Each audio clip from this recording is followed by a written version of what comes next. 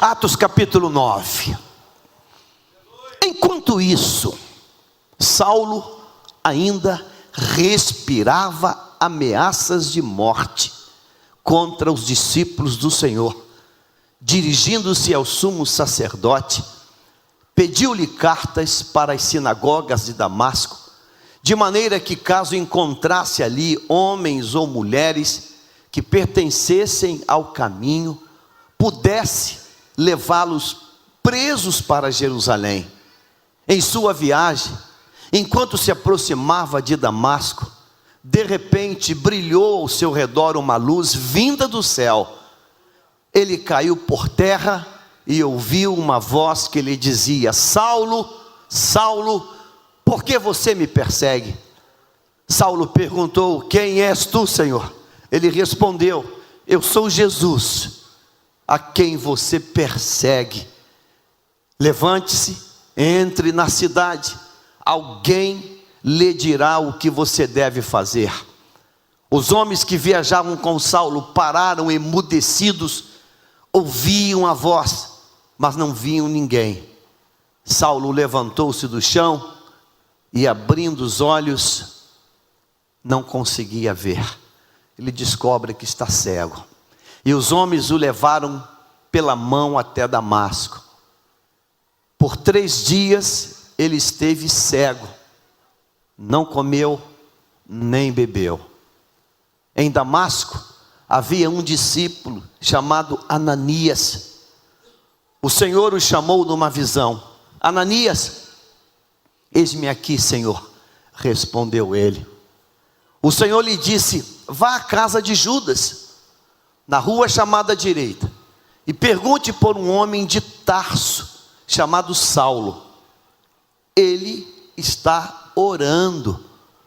Numa visão, viu um homem chamado Ananias chegar e impor-lhe as mãos, para que voltasse a ver.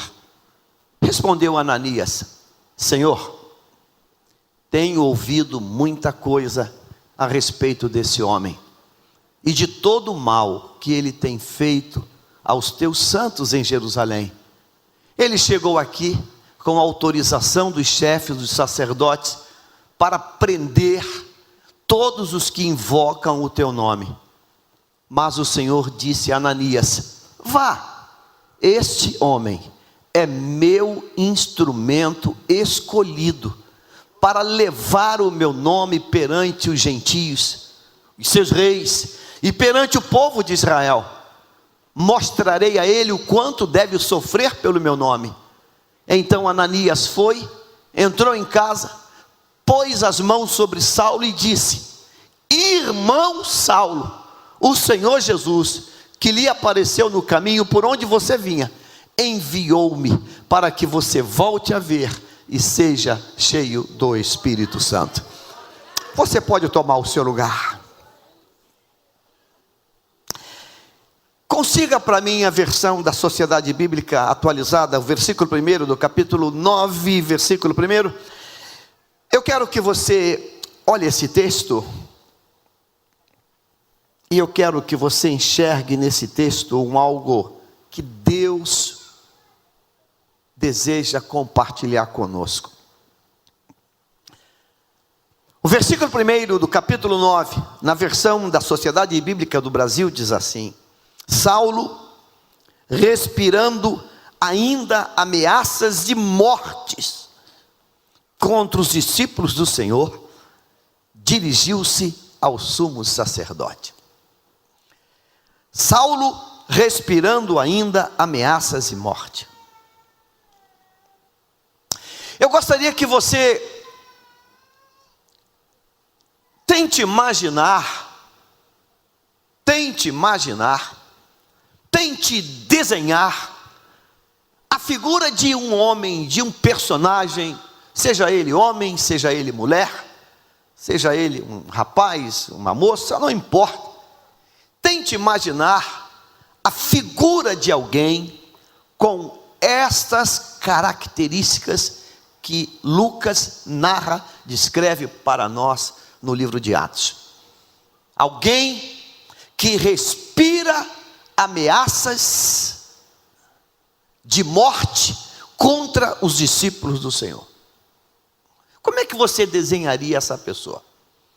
Você já viu aquela parte na delegacia de polícia, quando tem um profissional que faz um retrato falado? Alguém sofre um delito e vai à delegacia fazer uma ocorrência, e ali tem um profissional, ali tem um desenhista, um técnico, e ele pergunta como era a pessoa, como era o meliante, como era a pessoa, como ele era. E a pessoa começa a descrever, ele era assim, ele era assado, ele tinha uma testa assim, ele tinha um nariz assim, um queixo assim, ele tinha uma marca desse lado. A pessoa começa a contar para aquele desenhista detalhes, e ele vai no grafite, na prancha, ele vai montando aquela fotografia.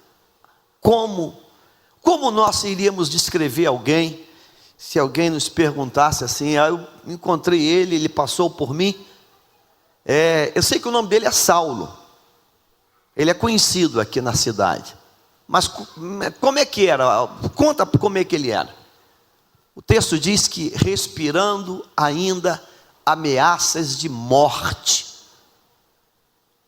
Alguém que respira ameaça de morte contra um grupo, contra uma coletividade. Como é que é o semblante dessa pessoa? Como é a respiração dessa pessoa? Como você enxerga essa pessoa?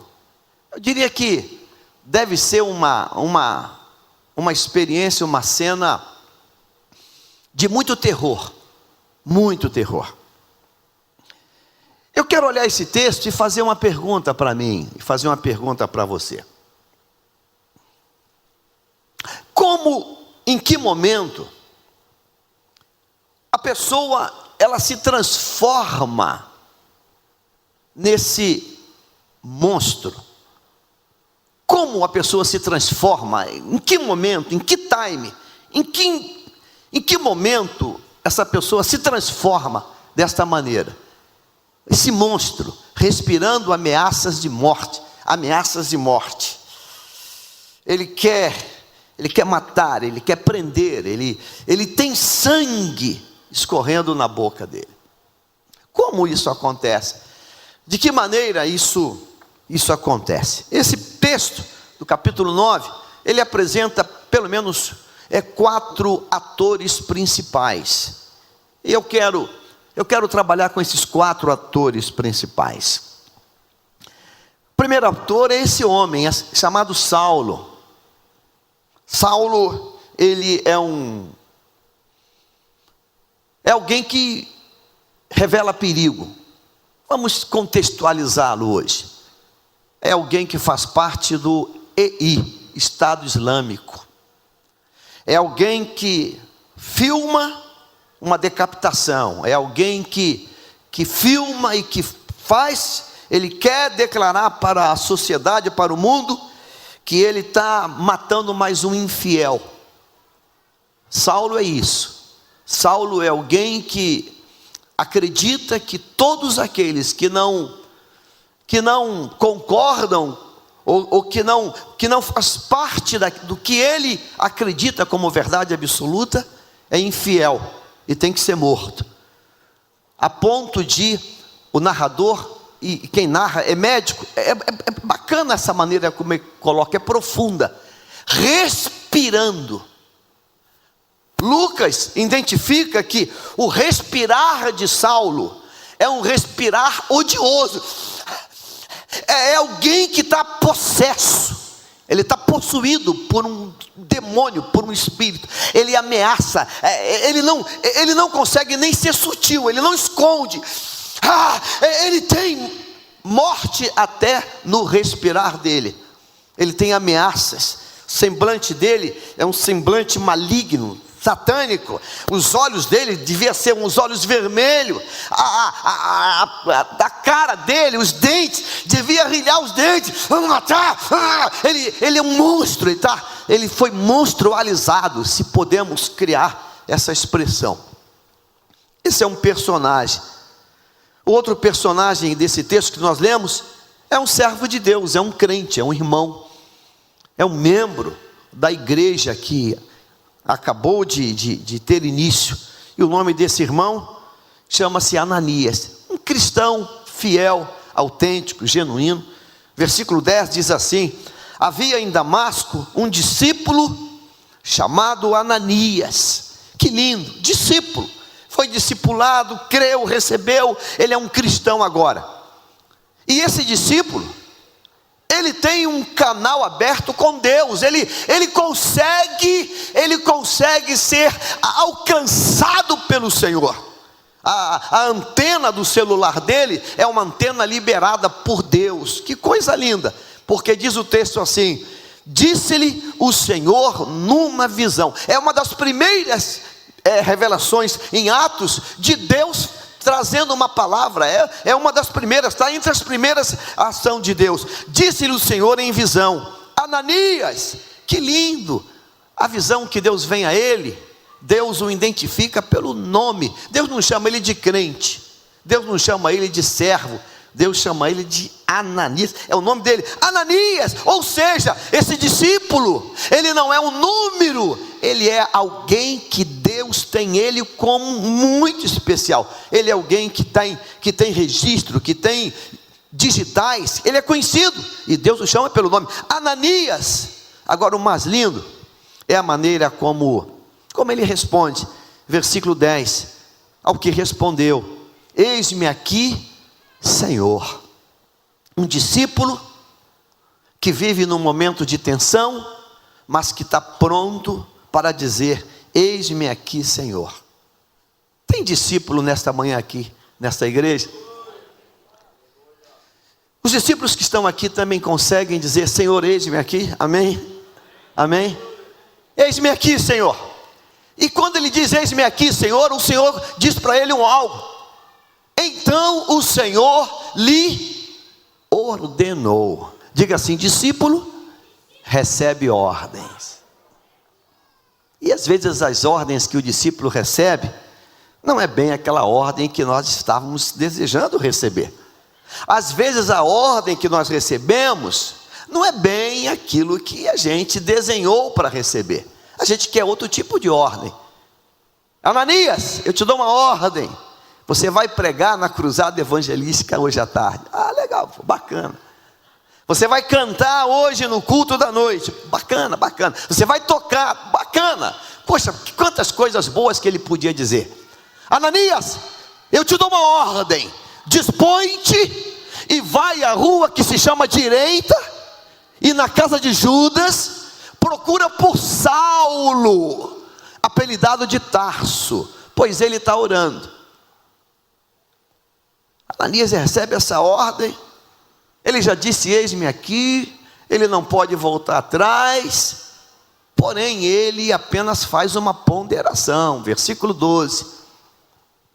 Veja, continua: e viu entrar um homem chamado Ananias. Ou seja, Deus linka a ordem, a visão que Saulo já teve. E Saulo não teve a visão de um crente, Saulo teve a visão de Ananias. Saulo está esperando Ananias. Ou seja, a ordem que Deus deu a Ananias, ela é intransferível.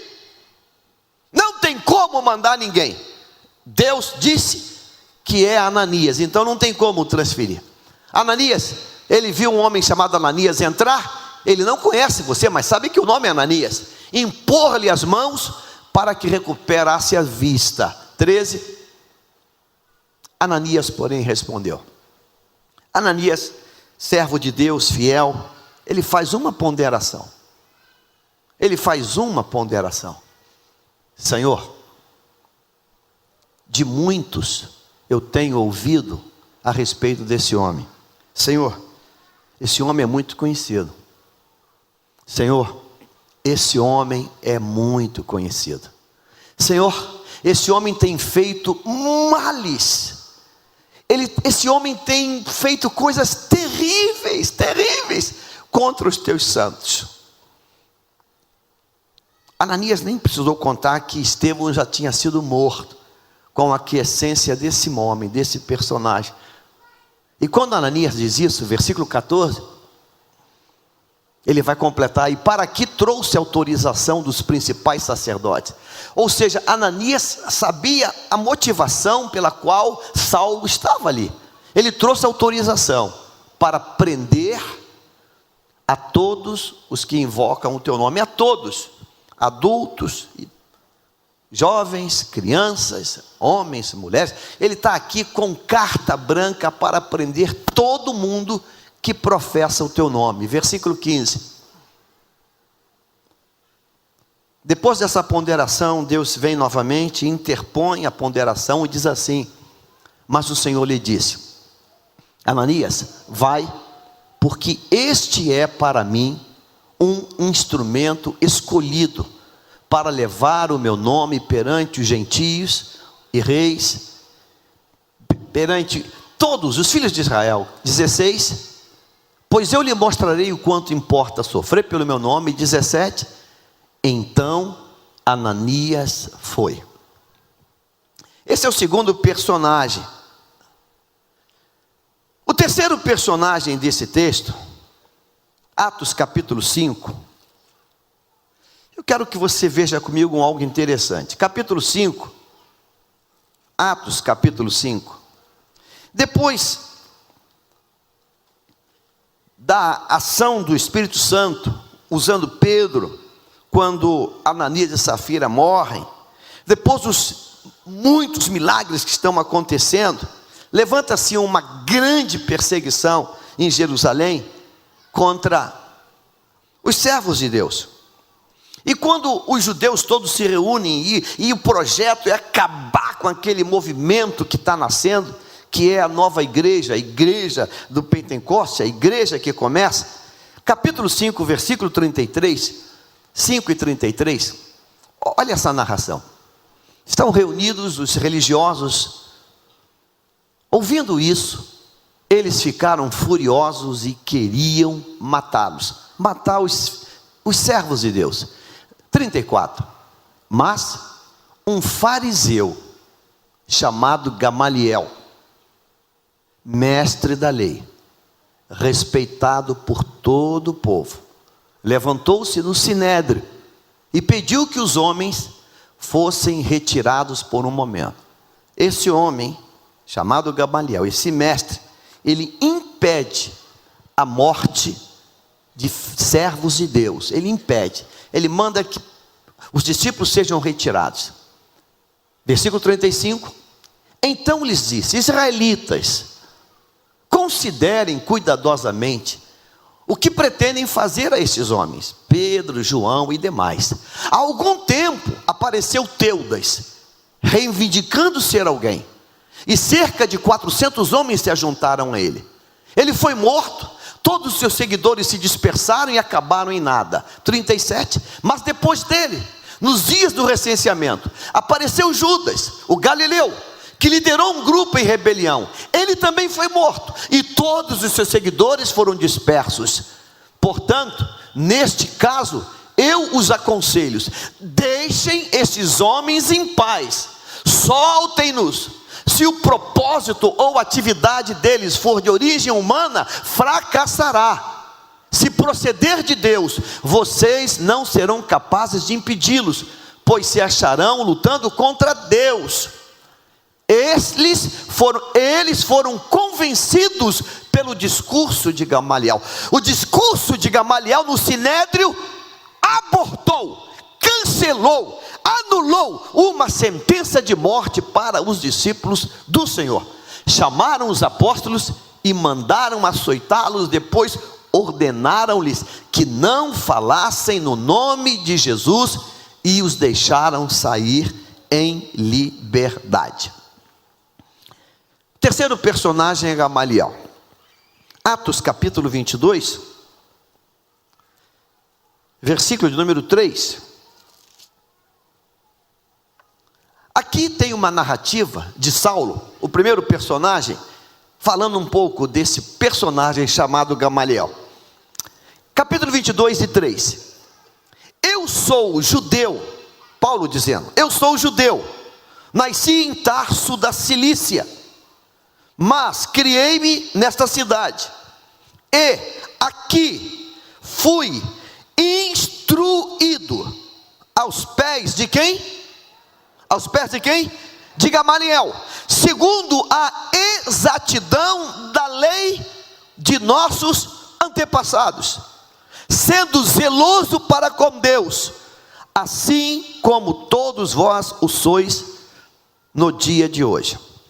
Bem, 3 personagens, já falamos. Diga comigo assim: Saulo, Gamaliel, Ananias.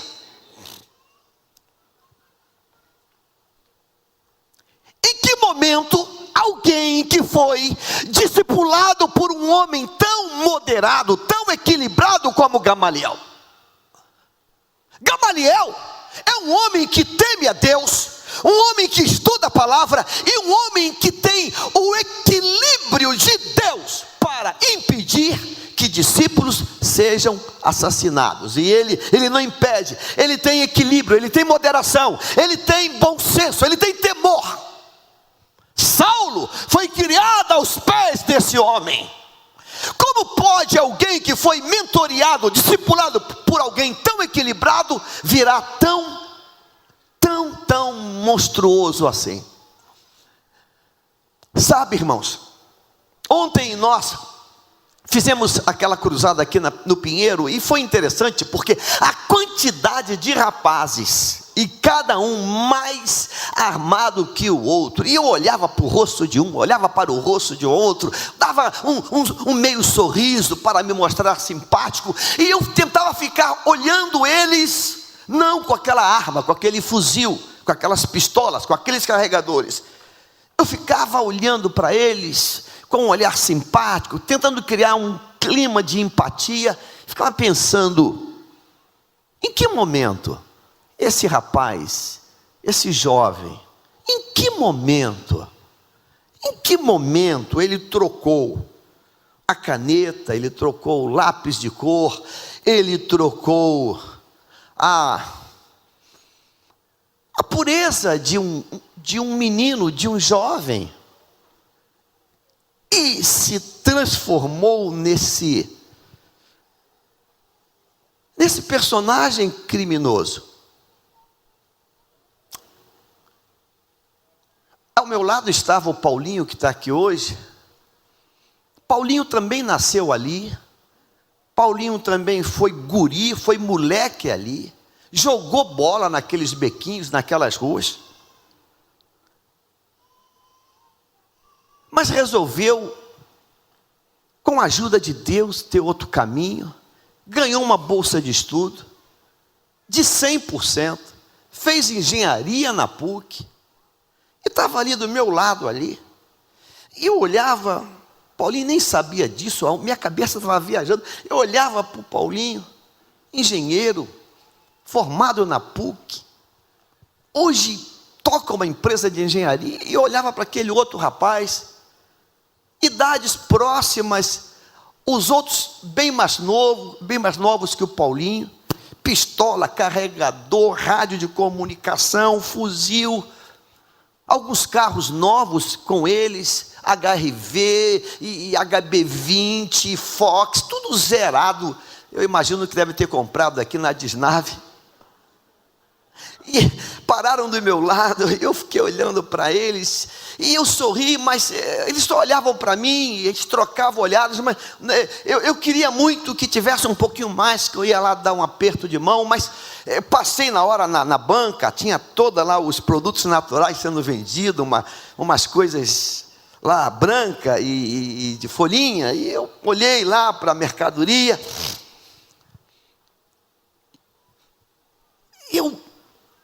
como eu ia pregar, eu gerando a palavra para não me desligar, mas eu falei: Deus, eu queria fazer uma pergunta, e a pergunta seria essa: você não foi sempre assim? Em que momento, em que ponto isso aconteceu? Em que ponto a história deu essa mudada? Porque, com toda certeza, como nossos filhos, teve um tempo que eram pessoas, vamos chamá-las de normais. Em que momento vira isso? Eu não sei se Gamaliel, esse homem equilibrado, moderado, quando começa a olhar para Paulo e vê aquele cara, aquele discípulo, aquele jovem religioso, respirando morte, abata, eu fico pensando assim, em que momento Gamaliel deve ser assim, caramba, ele não era assim, ele foi criado aos meus pés, eu discipulei esse cara, ele era meu discípulo, ele não aprendeu isso de mim. Eu nunca disse para ele, Saulo, vamos matar todo mundo. Mas em que momento isso acontece? Em que momento? Que coisa estranha é essa? É uma seta do diabo que entra na pessoa e a pessoa vira um monstro do dia para a noite? Em que momento isso aconteceu? Porque ele não tem um histórico para falar, eu sou assim porque quem cuidou de mim é um monstro, então eu virei um monstro. Gamaliel era um matador, terrorista. Gamaliel era o chefe da criminalidade, por isso eu sou assim. Não é verdade? A origem, a fonte era boa, equilibrada, temente, é um agente de Deus. Não mata não mata ninguém, olha, ninguém aqui vai lutar contra Deus. Gamaliel é até crente. Como é que Saulo vira esse monstro? O outro personagem é um crente que olha para aquele monstro e diz assim, Senhor, eis-me aqui, mas eu vou dizer uma coisa para o senhor que o senhor não sabe, esse cara é monstro, e monstro vai morrer monstro. O quarto personagem que não lemos, que não falamos, é o personagem que está trabalhando em toda essa história, é Deus. E eu quero falar nesta manhã, se dê o privilégio de acreditar no poder transformador de Deus. Eu quero pedir a você, que representa hoje os Ananias, as pessoas crentes, que a gente olha e diz assim, isso aí só tem uma saída. É como aquela máxima que foi criada anos atrás, por uma escuderia, bandido bom é bandido o quê? Morto. Sabe, olhando para aqueles rapazes com aqueles fuzis, aquelas pistolas todas, isso aí pode dar um grande pregador. Isso aí dá um evangelista de primeira. Isso aí dá um pregador. Que vontade de dar uma brechinha que é só botar essa pimenta no olhinho dele. Falei, varão, fuzil grande esse, carregador duplo, rapaz, não vou te enganar não, hein? Tu dá um pregador do evangelho poderoso, cara. Porque talvez a sociedade toda, como Ananias, olha assim, Senhor, mesmo tu falando comigo, eu vou fazer um contraponto para ti, Senhor, esse homem é perigoso, esse homem não presta, esse homem mata, esse homem está aqui para prender todo mundo e acabar com a igreja. Ananias, essa é a tua opinião. A minha é que esse cara vai ser um instrumento poderoso na minha mão. Esse cara ele vai ser tremendo na minha mão. A gente não acredita em coisas porque são muito absurdas. Quer ver eu falar uma maluquice aqui? Que ninguém vai dizer, pastor, menos. Se eu falasse assim, você acreditaria que uma senhora chamada Dilma Rousseff, ela pode amanhã virar dirigente de círculo de oração? Pastor. O senhor Fernando Collor tinha uma bruxa que fazia rituais macabros na casa da Dinda. A bruxa dele hoje dirige círculo de oração. Você não viu o que eu falei? A bruxa de Fernando Collor, que sacrificava animais, e quem falou foi a ex-mulher. Olha, ele matava vidas, animais na casa da Dinda. e foram entrevistar a feiticeira dele, ela disse: não, agora eu sou uma serva de Deus. Meu negócio agora é com Jesus. O que a senhora tem a dizer sobre os rituais? Rituais? Morri e nasci de novo. Meu negócio agora é com o reino. Meu negócio agora é com reteté, sapatinho de fogo, labareda de fogo e rolo que desenrola do céu. Nós queremos falar com a senhora amanhã na igreja tal. É uma igreja da chapa quente. E que hora que a senhora tem? Entra, fica no culto. Quando der uma brechinha eu falo com vocês. Aí vai lá a imprensa para entrevistar e ver a mulher que era feiticeira, do ritual, do derramar de sangue, falando em língua, sapateando, profetizando, entregando mistério. Vamos deixar sair de lado aí que essa agora, senão vai sobrar para nós e vamos também nos converter. Sabe, meu irmão, a gente não acredita nisso.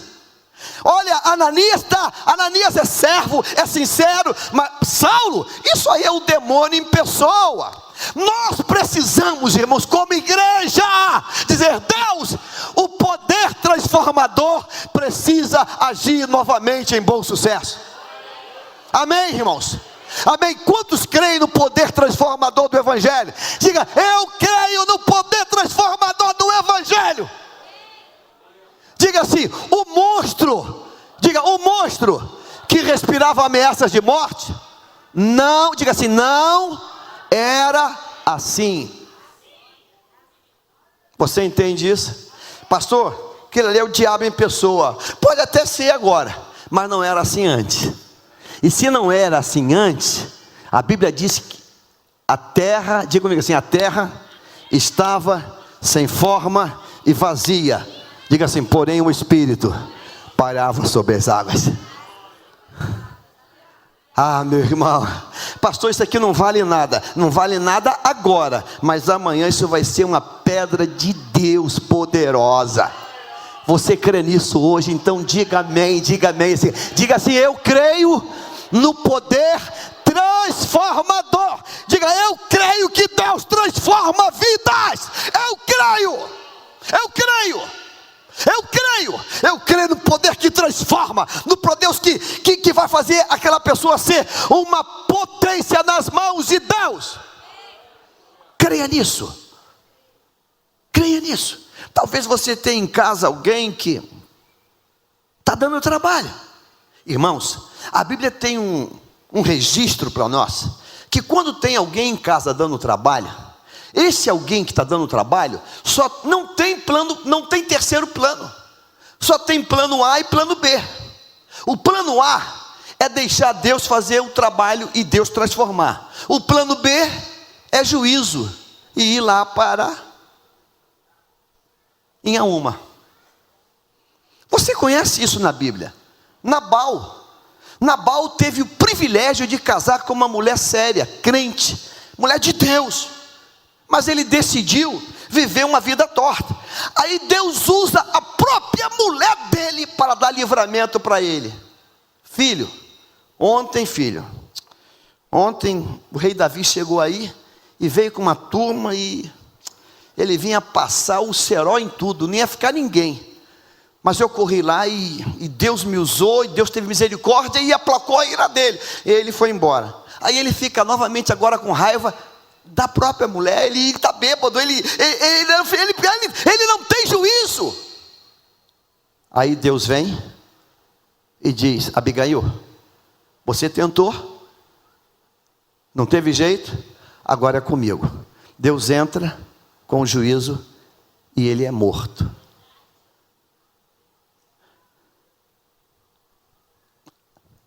Ele poderia ter sido liberto? Poderia, se tivesse um quebrantamento. Às vezes, irmãos, Deus precisa derrubar o homem, e Deus derrubou Saulo. Saulo cai do animal, Saulo leva um tombo, e quando Saulo levanta, Saulo descobre que está cego. Saulo ficou 3 dias cego. Sabe, irmãos, Deus tem maneira de tratar com o homem. Nesta manhã, tudo o que você está fazendo sem nem saber, mas faz ainda com a permissão de Deus. Mas eu não vou te enganar, não. Por mais que você tente se segurar, você vai cair.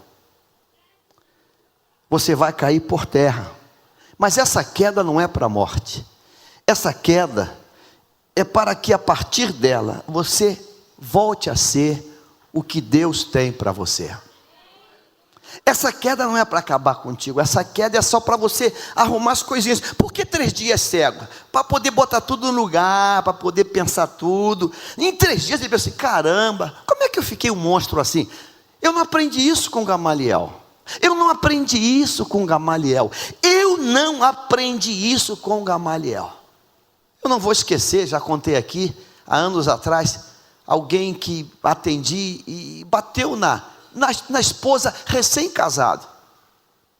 E assunto veio para mim, e eu lembro que, antes de mandar ir para a polícia, eu falei: eu vou conversar, vou dar uma chance. Porque a primeira vontade foi essa: vá na delegacia, faz o registro, faz o boletim de ocorrência, vai no Instituto Médico Legal, e a gente acaba com essa história.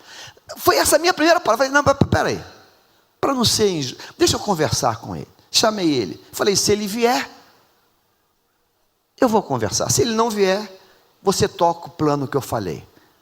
Delegacia de mulheres, médico legal. Ele veio. Quando ele veio, nós sentamos, eu falei: tudo bem, tudo bem. Falei: tu usa drogas? Não, pastor. Tu tem algum tipo de vício? Não, pastor. Direto ao ponto. Você tem algum problema mental? Já foi a psiquiatra, já foi internado? Não, pastor, que isso? Que conversa é essa, pastor? Falei: tu não usa droga? Tu não tem problema mental? Tu usa algum remédio de tarja preta? Não, pastor, que conversa é essa? Então vamos agora direto ao ponto. Você bateu na tua esposa. Tu deu soco nela, ela está cheia de manchas roxas. Tu é maluco? Tu bateu nela. Ele baixou a cabeça e começou a chorar. Eu falei: tu está chorando por quê, rapaz? Ele engasgou, embargou a voz. Aí, vamos orar. Eu orei. Filho, fala comigo, sou teu amigo. O que está acontecendo? Ele falou uma coisa que eu nunca mais esqueci. Pastor, eu nasci numa casa que eu vi meu pai batendo na minha mãe o tempo todo. Pastor, eu cansei de ver meu pai dando bofetada, safanão, empurrão. Desde pequeno, eu via meu pai pegar minha mãe e jogar contra a parede, contra tudo.